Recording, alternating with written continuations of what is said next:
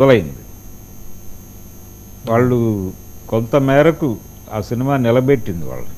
అంటే 1000 కోట్ల క్లబ్లోకి అయితే వెళ్ళారు. ఇప్పుడు నిలబడదు సినిమా, అయిపోయింది అది. ఇప్పుడు డ్రాప్ అన్ని చోట్ల మొదలైపోయింది. ఇప్పుడు రేట్లు తగ్గించారు, టికెట్ల రేట్లు తగ్గించారు కాబట్టి కొంత ఆడియన్స్ వెడతారు థియేటర్కి.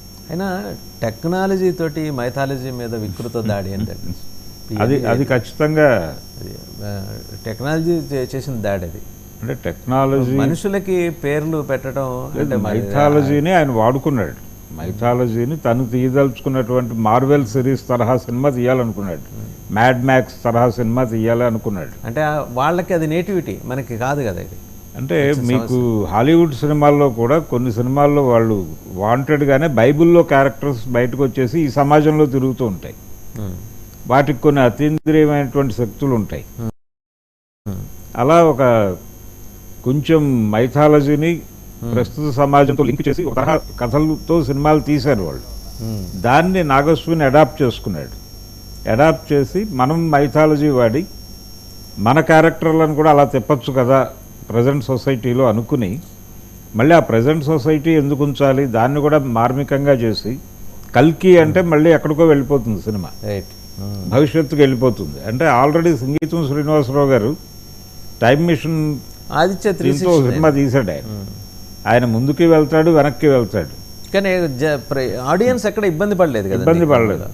అంటే దీనిలోకి వచ్చేసరికి మీకు ప్రధానంగా ఇప్పుడు నాగశ్విన్ కలికి దెబ్బకి జనాలు బయటకు వచ్చి మా కత్తేది, మా డాలేది, మా గుర్రం ఎక్కడ అని ఎత్తుకునే పరిస్థితి వచ్చింది. చాలా కాస్ట్యూమ్స్ ఇబ్బంది పెట్టినాయి, కాస్ట్యూమ్స్ డిక్షన్ ఒకటి, డిక్షన్ ఇబ్బంది పెట్టింది. దాంతో ఒకటి పేర్లు అంటే క్యారెక్టర్లకు పెట్టినటువంటి పేర్లు A+B² పైథాగరస్ సిద్ధాంతంలో ఉండే స్క్వేర్ రూట్, ఇలాంటి పేర్లు పెడితే ఎలా ఎక్కుతాయండి? అంటే అది మాత్రమే కాదండి, అందులో శోభన క్యారెక్టర్కి మరియా అని ఒక చోట పిలుస్తారు, మరియం అని ఒక చోట పిలుస్తారు.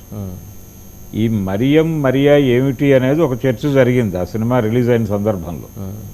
అయితే నిఘంటువులు వెతికి ఒక ఔషధ దేవతకి ఇలాంటి పేరు ఎక్కడో ఉంది హిందూ మైథాలజీలో కూడా అని ఒక రూట్స్ ఏవో అతి కష్టం మీద కనిపెట్టారు. కానీ ఆ సినిమా ప్రారంభంలో, కల్కి ప్రారంభంలో రాజేంద్ర ప్రసాద్ డైలాగ్ ఒకటి ఉంటుంది. అంటే ఇస్లాంలో ఖయామత్ అనేటువంటి ఒక నమ్మకం ఉంది వాళ్ళకి.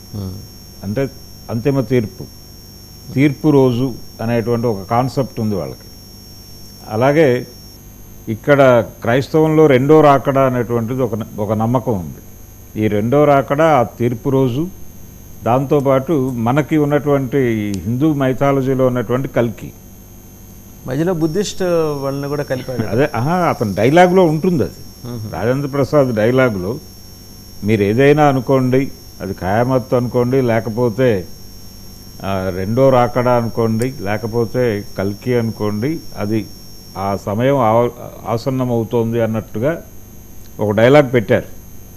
పెట్టి అప్పటికి అన్ని మతాలు కలిసిపోయి ఉంటాయి అన్న టోన్లో ఏదో జస్టిఫికేషన్ ఇచ్చే ప్రయత్నం జరిగింది. కానీ హిందూ మైథాలజీని బిలీవ్ చేస్తూ లోపలికి వెళ్ళిన వాళ్ళకి ఈ పేర్లు కొంత ఇబ్బంది పెట్టిన మాట వాస్తవం.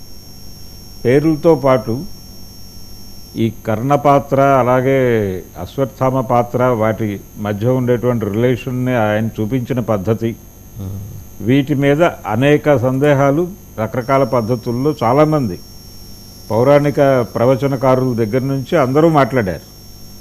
అంటే కథ డిజైనింగ్కి సంబంధించినటువంటి గందరగోళం కనిపించింది దానిలో. అంటే ఆయన వ్యూహం వేరు, ఆయన ఇవన్నీ చదివి దీనికోసం సినిమా తీయాలి, చాలా పర్టికులర్గా ఆయన ఒక హాలీవుడ్ లెవెల్ సినిమా తీయాలి అనేదే ప్రోగ్రాం. దానికి అంటే తన మార్కెట్ ఏమిటి అనే దాన్ని బట్టి సబ్జెక్ట్ డిసైడ్ అవుతుంది. పాన్ ఇండియన్ మార్కెట్ని అడ్రస్ చేయాలి అనుకున్నప్పుడు రాజమౌళి ఒక జానపదంతో వెళ్ళిపోతే సరిపోతుంది అనుకున్నాడు ఆయన. అనుకుని జానపద తరహాలో బాహుబలి తీశాడు. ఈయన అంతర్జాతీయ మార్కెట్ని అడ్రస్ చేయాలి అనుకుని మార్వెల్ సిరీస్ తరహా సినిమా తీయాలి అని అనుకున్నాడు నాగశ్విన్.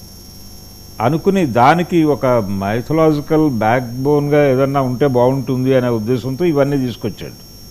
దీని మీద స్టడీ చేయటమో లేకపోతే ఎవరన్నా కూర్చోబెట్టుకుని వాళ్ళ సలహాలు తీసుకోవటం అలాంటివి సీరియస్గా జరగల.